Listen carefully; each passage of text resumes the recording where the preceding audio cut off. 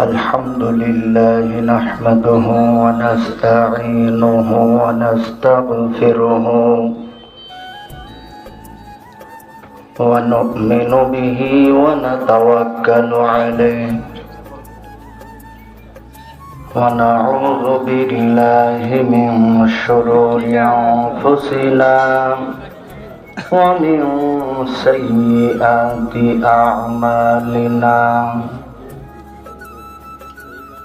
من يهده الله فلا مضل له ومن يضلله فلا هادي له ونشهد أن لا إله إلا الله وحده لا شريك له ونشهد أن محمدا عبده ورسوله الذي أرسله بالحق بشيرا ونذيرا وداعيا إلى الله بإذنه وسراجا منيرا فقد قال الله تعالى في كلامه المجيد وفي الفرقان الحميد أعوذ بالله الشيطان الرجيم بسم الله الرحمن الرحيم إن الله اشترى من المؤمنين أنفسهم وأموالهم بأن لهم الجنة صدق الله. عن أبي هريرة رضي الله تعالى عنه قال قال رسول الله صلى الله عليه وسلم إن لله مئات رحمة أنزل منها رحمة واحدة بين الجن والإنس متفق عليه. إن الله وملائكته يصلون على النبي يا أيها الذين آمنوا صلوا عليه وسلموا تسليما. محمد وعلى آل محمد كما صليت على إبراهيم وعلى إنك حميد مجيد. اللهم بارك على محمد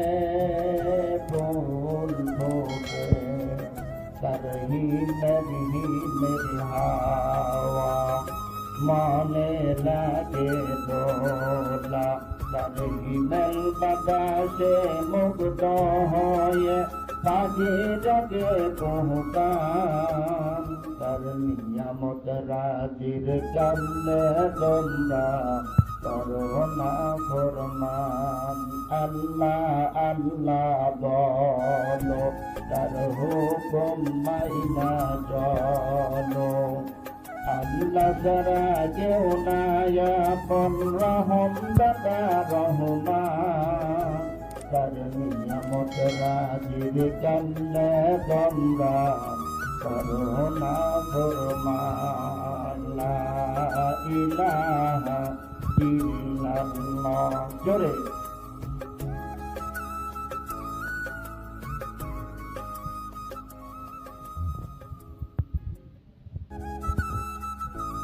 আর লা ইলাহা ইল্লাল্লাহ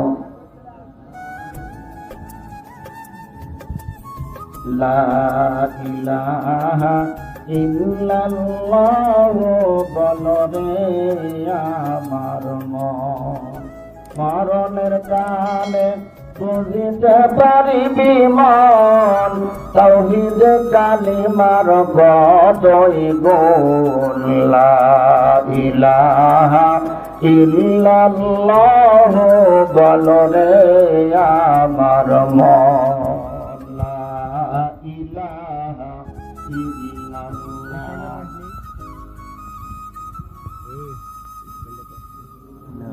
লা ইলাহা ইল্লাল্লাহ মুহাম্মাদুর রাসূলুল্লাহ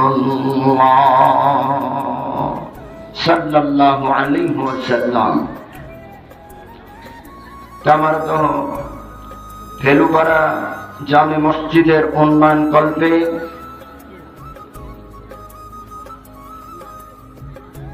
আজকের এই তাফসীরুল কোরআন মাহফিলের সুযোগ্য শ্রদ্ধাভাজন সভাপতি সাহেব,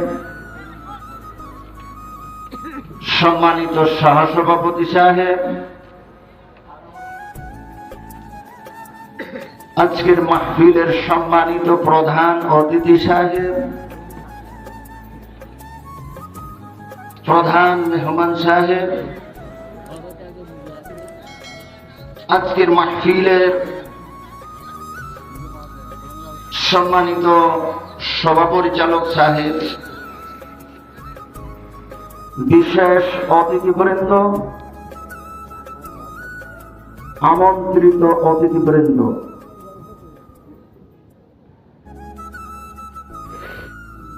আজকের এই তাফসীরের মাহফিলের আমন্ত্রিত মেহমান,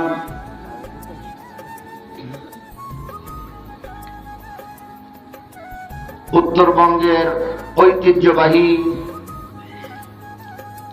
বগুড়া গাবতলী থেকে আগত আপনাদের সুপরিচিত সুমিষ্টভাষী বলিষ্ঠ কণ্ঠস্বর তরুণ উদীয়মান বক্তা হাফেজ মাওলানা মুহাম্মদ আব্দুল গফুর জিহাদি সাহেব আপনাদের সামনে আলোচনা পেশ করেছেন। আল্লাহ পাক যেন তার দ্বীনের খেদমত কবুল করেন, জোরে বলি আমিন। আজকের মাহফিলের আমন্ত্রিত বক্তা তরুণ উদীয়মান বক্তা সুমিষ্টভাষী হাফেজ মাওলানা মুহাম্মদ বেলাল হোসেন সাহেব গাইবান্ধা। আল্লাহ পাক যেন তার দ্বীনের খেদমত কবুল করে, জোরে বলি আমিন। মঞ্চে উপবিষ্ট নায়েবে রাসূল হযরত উলামায়ে কেরাম, সামনে উপবিষ্ট আমার বাবা বয়সী, চাচা বয়সী মুরব্বিয়ানে কেরাম, সমবয়সী ভাই ও বন্ধুরা, কচি কাচারা, পর্দার অন্তরালে অবস্থানরত আবেদা সলেহা পর্দানিশিনী মা ও বোনেরা, আমরা সকলেই মিলে মহান আল্লাহ সুবহানাহু ওয়া তাআলার শুকরিয়া আদায় করি যে আল্লাহ পাক আজকের এই কোরআনের মাহফিলে জান্নাতি পরিবেশে কোরআনের কথাগুলো বলা এবং শোনার তৌফিক দান করেছেন। শুকরিয়া আদায় করি আমরা আল্লাহ পাকের, সকলের জোরে সরে বলি আলহামদুলিল্লাহ।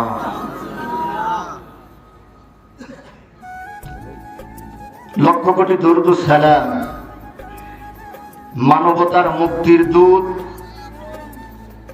সর্বকালের সর্বযুগের সর্বশ্রেষ্ঠ মহামানব, যিনি এ ভূপৃষ্ঠে আগমন করেছিলেন বাতিলকে উৎখাত করে দিয়ে হক প্রতিষ্ঠার জন্য, জোরে বলেন ঠিক না বেঠিক? যিনি এ ভূপৃষ্ঠে আগমন করেছিলেন জাহিলিয়াতের ঘুণে ধরা সমাজের পরিবর্তন ঘটানোর জন্য, যে জাহিলিয়াতে কন্যা সন্তান হলে জীবন্ত মাটির মধ্যে পুঁতে রাখত। এমন এক বর্বরতার যুগে, অন্ধকারাচ্ছন্ন যুগে মানুষ যখন নারীদেরকে বাজারে বিক্রি করত, আরেকটা মহিলাকে বাজার থেকে গরু ছাগলের মতো কিনে নিয়ে আসতো। যখন মানুষ ধর্মীয় গ্রন্থের জ্ঞানের অভাবে দিশেহারা হয়ে পড়েছিল, ঠিক সে সময় আমার আপনার রাসূল পৃথিবীর সর্বশ্রেষ্ঠ গ্রন্থ, নাম কি? আপনারা তো কথাই বললেন না। আল কোরআন।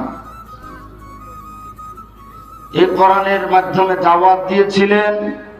ওই দাওয়াতে তিনি 100% সফলতা অর্জন করেছিলেন। সে রাসূলের উপর দরুদ বর্ষিত হোক। সকলেই বলি সাল্লাল্লাহু আলাইহি ওয়াসাল্লাম। প্রিয় মুসলিম মাতৃবৃন্দ, আপনারা কেমন আছেন?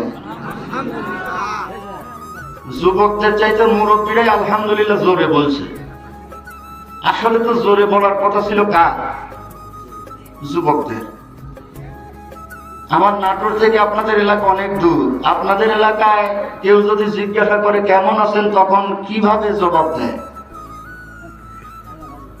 আল্লাহ ভালো রাখছে, তাই বলেন না?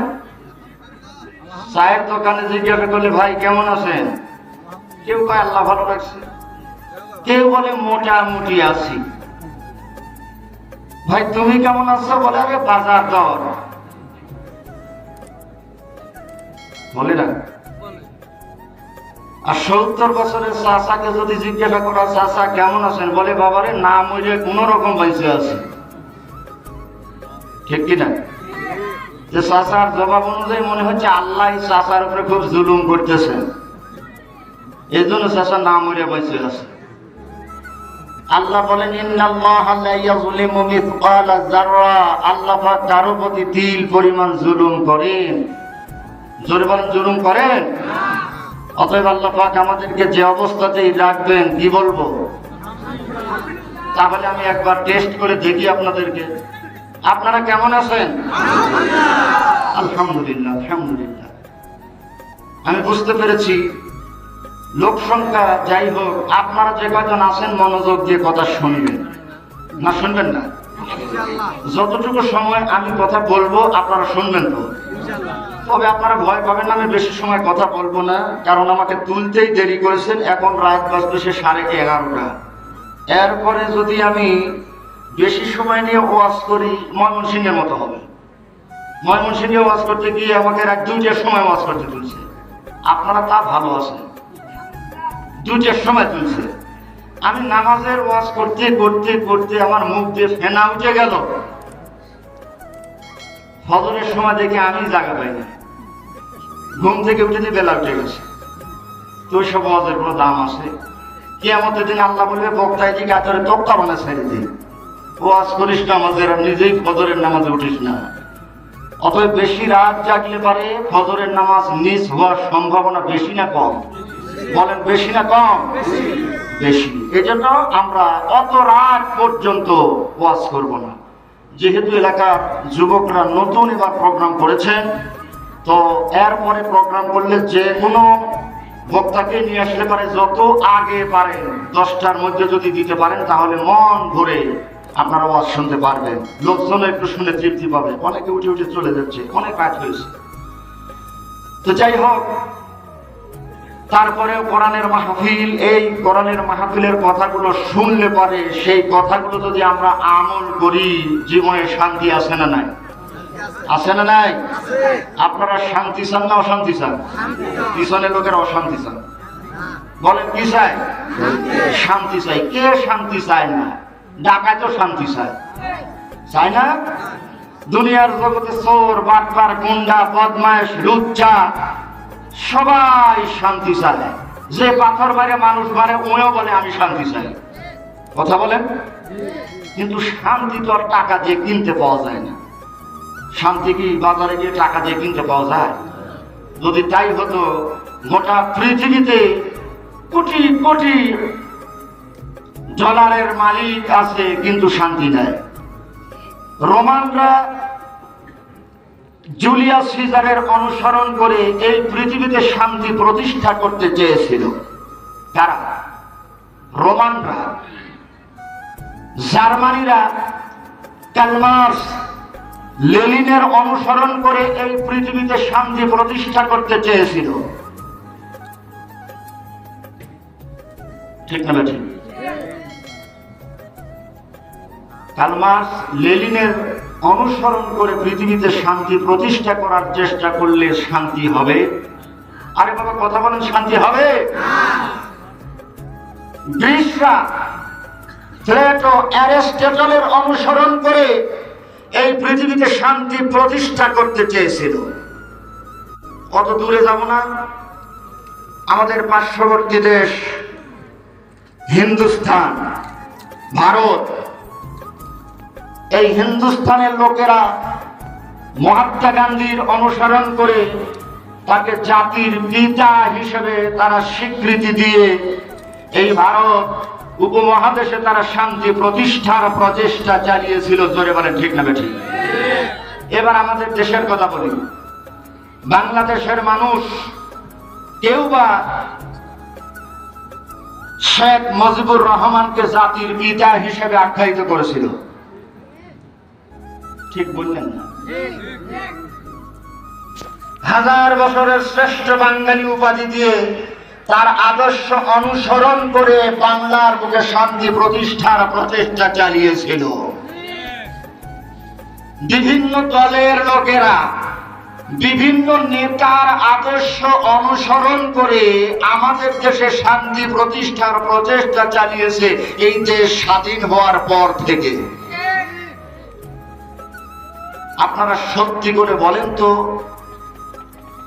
গোটা পৃথিবীর মানুষ, বাংলাদেশের মানুষ শান্তির সন্ধান পেয়েছে? পিছনে লোকেরা খুব শান্তিতে আছে। শান্তি আছে? শান্তি যদি থাকতো, কে শহীদ হলো?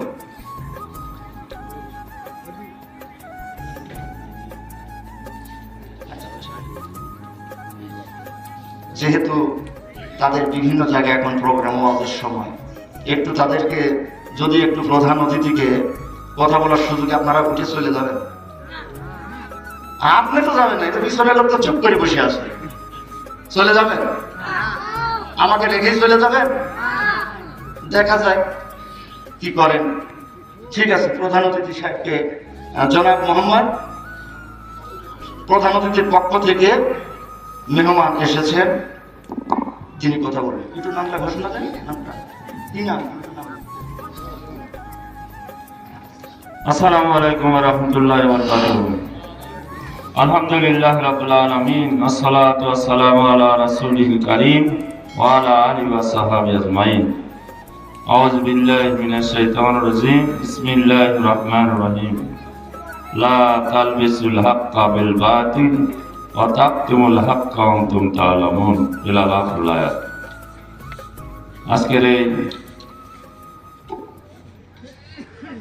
ফেলুপাড়া আমার দহ, এই ফেলুপাড়া জামে মসজিদ উন্নয়ন কল্পে তাফসীরুল কোরআন মাহফিলের আজকের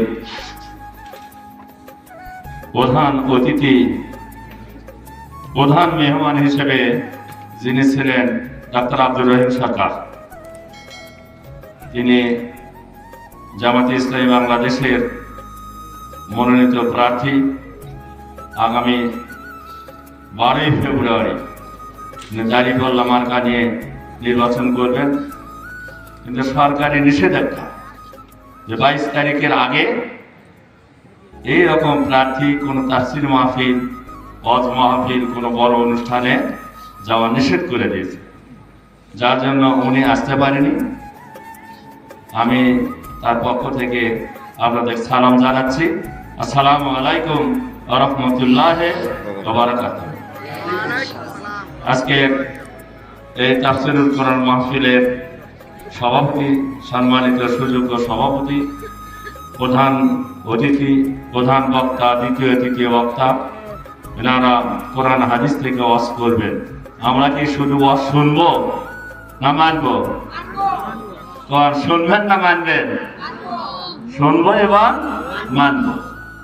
কিন্তু আমরা কোরআনের কিছু অংশ মানতেছি আর কিছু অংশ মানতেছি না, যার জন্য শান্তি পাওয়া যাচ্ছে না। নাকি বলছেন? কোন কাজ যদি অসম্পূর্ণ থাকে তাহলে সেটা আমাদের জীবনে শান্তি বয়ে আসবে না। একটা ঘরে যদি করেন তাহলে ঘরটা যদি খালি ছাদ দেখুন আর 2 মুড়া ইট গাঁথে থন, জানলা দরজা না লাগান, এখানে কি বসবাস করবে? কমপ্লিট না। তাই ইসলাম মানতে হলে এই পুরো কোরআন মানতে হবে জীবনে, তাহলে দুনিয়াও শান্তি, আখিরাতেও শান্তি। নাকি বলছেন? কোরআনে সব আছে। আল্লাহ রাসূল সাল্লাল্লাহু আলাইহি ওয়াসাল্লাম বলেছেন, লা তাস্তাকবিলু কিবলাতান ওয়া লা তাস্তাদবিরুহা। পেশাব পায়খানার জন্য তোমরা পূর্ব দিকেও বসবে না, পশ্চিম দিকেও বসবে না। তাহলে এটা যদি আমরা মানি, এটা ইবাদত হলো না? নাকি বলছেন? ইবাদত হলো কি না? পেশাব পায়খানা থেকে শুরু করে মানুষের জীবনের যাবতীয় বিষয়গুলো আমরা